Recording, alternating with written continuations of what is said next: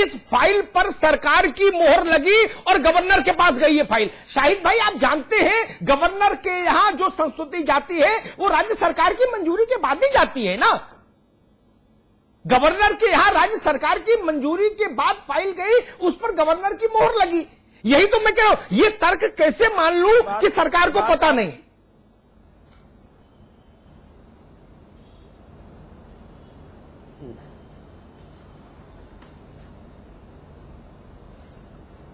अब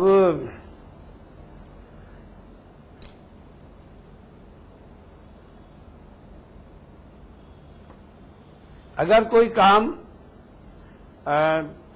अनिल जी बोलिए, अगर कोई काम जाने अनजाने में जो आप बतला रहे हैं और उस पर महामहिम की मोहर लगी है तो निश्चित रूप से गंभीर है, उसको दिखलवाया जाएगा। जी, शुक्ला जी जुड़ गए हमारे साथ। गजब जवाब दिया मंत्री जी आपने, मैं साधुवाद देना चाहता हूं आपके इस महान जवाब का। शुक्ला जी, ये अंधेर गर्दी नहीं तो क्या है? क्या अब हम ये माने कि आजम खान साहब चाहते हैं हर जगह मुसलमान हो, हर पद पे हर जगह पे उनको मुसलमान चाहिए? सरकार में बैठे यूपी पीसीएस में बैठे जो लोग हैं, जो अनिल यादव जी हैं, इनको हर जगह यादव चाहिए। तो क्या इस उत्तर प्रदेश का नाम हम यादव मुस्लिम प्रदेश ना रख दें? ये सुझाव मैं दे देता हूं, चलिए। और हम सब लोग अपना झोला ना हम सब लोग अपना, आप चलिए हम सब लोग चलते हैं झोला शंकर उखाड़ के किसी दूसरे देश में। हिमालय पर्वत तो ही कोई नहीं है तो। अतुल जी, मैं समझता हूं कि यह सरकार पूरी तौर पर एमओआई पर काम कर रही है। हाँ। एमओआई पर काम करने के नाते ही आजम खां इंपॉर्टेंट हो जाते हैं और मुलायम सिंह जी अपने कुछ लोगों को इंपॉर्टेंट बना लेते हैं। अनिल यादव जी एक इंटरमीडिएट कॉलेज के अध्यापक हैं, लेकिन आज वो पीसीएस जो अधिकारी होंगे, जो काम करेंगे, उनके चेयरमैन के रूप में काम कर रहे हैं। इतना बड़ा निर्णय उन्होंने लिया और उस निर्णय को कहीं न कहीं अंदर खाने अखिलेश यादव की के मार्फत होते हुए महामहिम राज्यपाल तक चला जाना, वहां से पास हो जाना और सुप्रीम कोर्ट, कॉन्स्टिट्यूशन, संसद, इन सभी को दरकिनार करके अपना एक अलग फरमान जारी कर देना। उसका परिणाम यह हुआ कि 3-3 स्तर पर इन्होंने आरक्षण लागू कर दिया और पूरा का पूरा आज उत्तर प्रदेश इससे तबाही के उसमें एक साथ 10,000 से अधिक छात्र नेता, विभिन्न राजनीतिक दलों के लोग, छात्र, सामाजिक वर्ग के लोग, यह इलाहाबाद में उस दिन जब प्रदर्शन कर रहे थे तो किसी को अनुमान नहीं था कि इतनी बड़ी संख्या में लोग पहुंचेंगे। आज 25,000 थे जी, आज 25,000 इस नाते थे कि आज कम से कम उन्हें यह था कि नहीं, मुझे भी जीने का अधिकार है। हाँ। और वह अधिकार सरकार के द्वारा नहीं मिल रहा है। हाँ। बल्कि वह अधिकार अदालत के द्वारा मिल रहा है। यह सरकार तो अपने वोट के लिए इस उत्तर प्रदेश को किसी को भी फांसी के फंदे पर चढ़ा सकती है। ऐसी स्थिति में आज उन लोगों को ने खुशी का इजहार किया। हमारे बगल में छात्र नेता एक बैठे हुए हैं, उनकी खुशी का इजहार हुआ होगा कि वो लोग ये महसूस कर रहे होंगे कि अदालत ने कम से कम हमें जीने का अधिकार तो दिया। हाँ। सरकार जो नहीं दे रही थी, जो सरकार को करना चाहिए था, हाँ। जो तुरंत उस पर रोक लगानी चाहिए थी, हाँ। सरकार ने तुझे कह दिया कि ये अदालत में है। हाँ। इस नाते अदालत के फैसले के आधार पर अब ये होगा। हाँ। अगर यही अदालत में 2 दिन 3 दिन निर्णय हुए हो गया था, न जाने कितने लोग जो ऐसी स्थिति में थे कि वो एलिजिबल भी नहीं होते, वह भी पीसीएस अधिकारी हो जाते। हाँ। और उत्तर प्रदेश के किसी न किसी विभाग में आकर के सरकार का काम चलाते। हाँ। लेकिन धन्यवाद है कोर्ट को, धन्यवाद है श्रीमान केशीनाथ त्रिपाठी को, जिन्होंने बहस करके आज वह स्थिति दिलाई कि आज उत्तर प्रदेश का छात्र, हाँ। उत्तर प्रदेश के सामान्य वर्ग के लोग, हाँ। उत्तर प्रदेश के अन्य वर्ग के लोग आज यह महसूस कर रहे हैं कि नहीं, मुझे भी आखिरकार नौकरी मिल सकती है, मैं भी उत्तर प्रदेश का अधिकारी बन सकता हूं। और वह लोग एक बार मुलायम सिंह को यह कह रहे हैं कि नेताजी, समाजवादी पार्टी के लोग नेताजी कहते हैं, नेताजी कृपा कर करके अपने लोगों को यह कहिए कि इस पूरे प्रदेश में अंधेर गर्दी का राज मत चलाएं, हाँ। कानून का राज चलाएं। जी, शाहिद मंजूर साहब के पास चलूंगा। शाहिद मंजूर साहब, आप एक काम कीजिए, भाई सरकार आपकी है तो आप यादव जी से, अनिल यादव जी से एक नया नियम बनवा दीजिए कि 10 वर्षों तक या जब तक आपकी सरकार है तब तक कोई भी अगड़ी जाति का कोई भी सवर्ण व्यक्ति कोई भी योग्य खुद को योग्य समझने वाला व्यक्ति वो संघ लोक सेवा आयोग की परीक्षा में बैठे ही नहीं, क्योंकि साहब उनको नियुक्तियां नहीं मिलेगी। आप ये आदेश दिलवा दीजिए ना, तो बात ही खत्म। फिर वो लोग यूपी में दे ही ना, फिर वो राजस्थान, उत्तराखंड और बाकी दूसरे प्रदेशों में देखें। क्यों फालतू मेहनत बर्बाद करवाते हैं, बताइए आप लोग। अब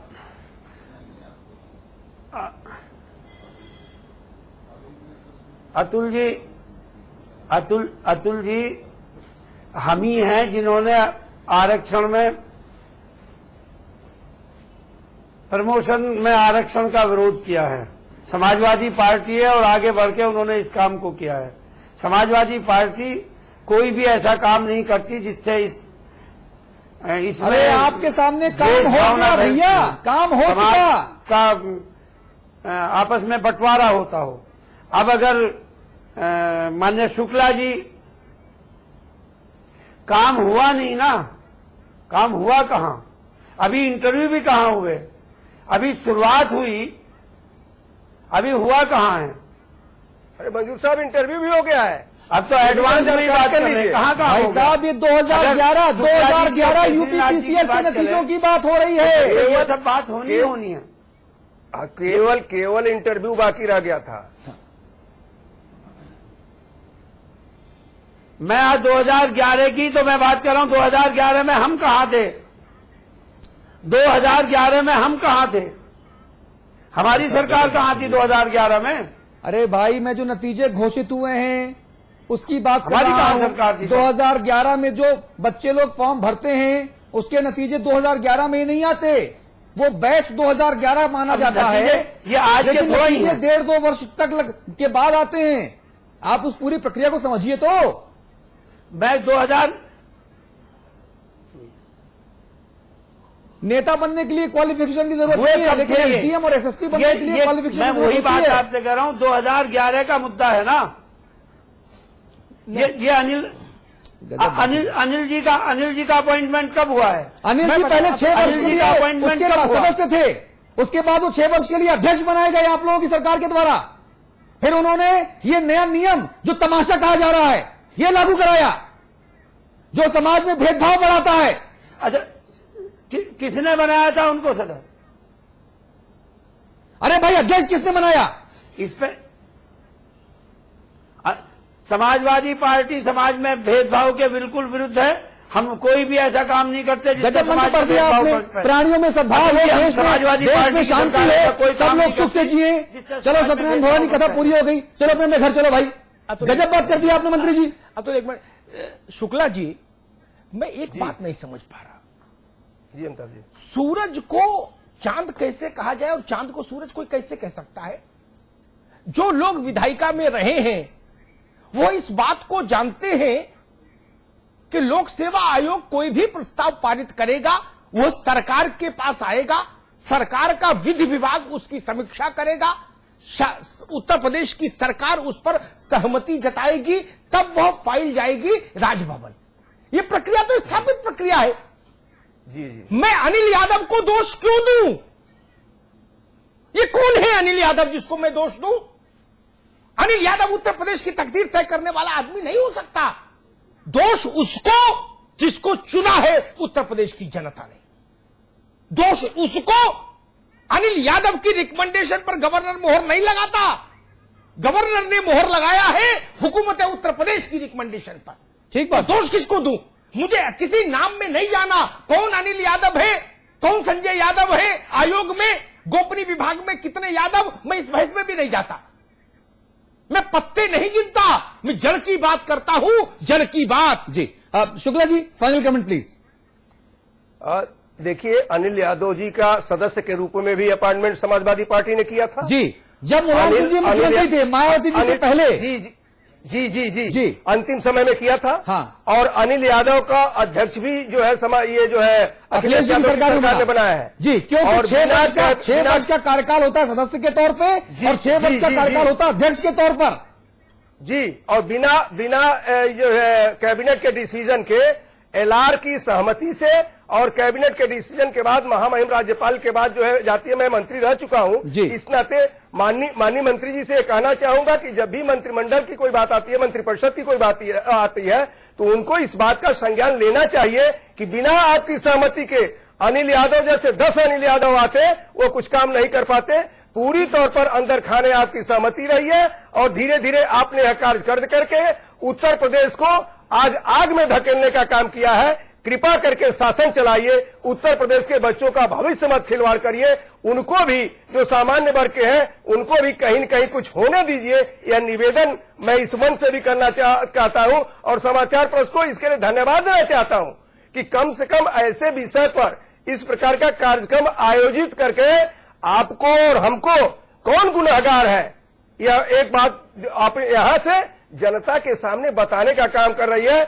माननीय मंत्री जी, अपने नेताजी को समझाइए, बिना नेताजी को समझाए कुछ नहीं हो सकता। अरे शुक्ला जी, जनता तो लैपटॉप और टैबलेट में उलझी हुई है, जनता क्या करेगी?